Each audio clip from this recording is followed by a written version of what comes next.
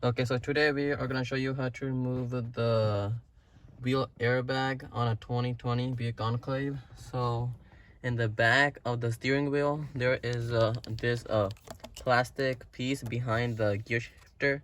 So you're gonna like pull that out using a screwdriver, and then from the inside, so here is the hot part over here that you're gonna touch it with the screwdriver, so it will go inwards.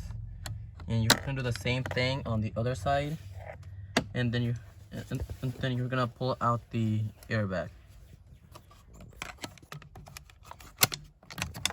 Okay, so after you're gonna like push both of these two inwards, so like here is the three connectors, so these two come in over here, while the bottom one is this one comes right over here. So to do this, you can actually like fully move this outwards on like both sides.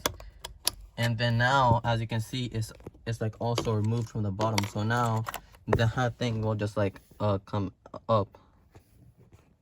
Okay, so like when you're gonna like reheat install the airbag, so like just like put these in like the same place as they were before on all sides. Then just like get the airbag and like just like push it inwards. It will like lock automatically. See, so like we have it in, and now just like push it in, and like it will just lock inside these locks.